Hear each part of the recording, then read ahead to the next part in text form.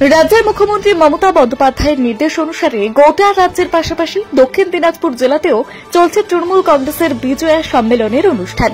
সোমবার বিকেলে বংশীহারি ব্লক তৃণমূল কংগ্রেসের উদ্যোগে বুনিয়াদপুর পৌর শহরের সুকান্ত ভবনে অনুষ্ঠিত হল বিজয়া সম্মেলন এবং সংবর্ধনা জ্ঞাপন অনুষ্ঠান।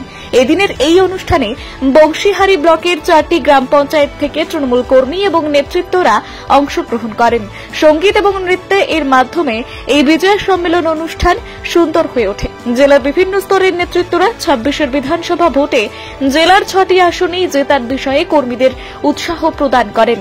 অনুষ্ঠানে উপস্থিত ছিলেন রাজ্যের ক্রেতা সুরক্ষা দপ্তরের ভারপ্রাপ্ত মন্ত্রী বিপ্লব মিত্র, দক্ষিণ দিনাজপুর তৃণমূল কংগ্রেসের জেলা সভাপতি সুভাষ ভাওয়াল, জেলা পরিষদ সভাধিপতি, বালুরঘাট পৌরসভার পৌরপিতা, বুনিয়াদপুর পৌরসভার পৌর প্রশাসক, বংশীহারি পঞ্চায়েত সমিতির সভাপতি, বংশীহারি ব্লক তৃণমূল কংগ্রেসের সভাপতি পার্থপ্রতিম মজুমদার সহ বিভিন্ন স্তরের নেতৃত্বরা।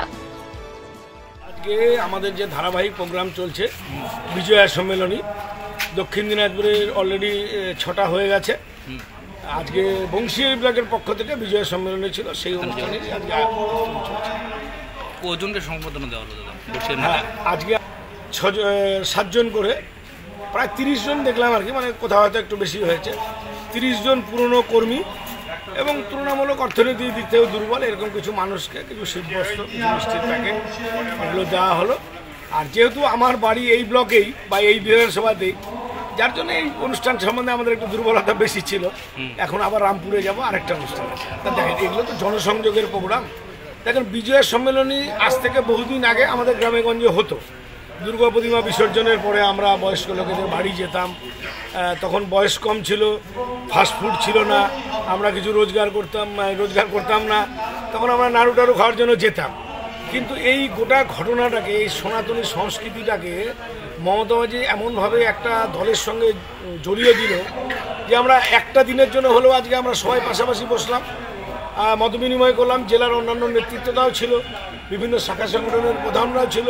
আমরা সবাই মিলে থেকে এই যে বিজয়া, এই যে মেলবন্ধন, এই মেলবন্ধনেরই একটা সূচনা মমতা ব্যানার্জি আমাদের দিয়েছে এবং খুব কঠিনভাবে এটা পালন করতে হচ্ছে। কিন্তু আমাদের প্রতিদিন কেউ না কেউ বিশেষজ্ঞ আসছে। আজকে বাইরের কেউ আসতে পারেনি, আমাদের চালিয়ে নিতে বলেছে। আগামীকালের অনুষ্ঠানগুলোতে আবার জয়প্রকাশবাবু আসবেন।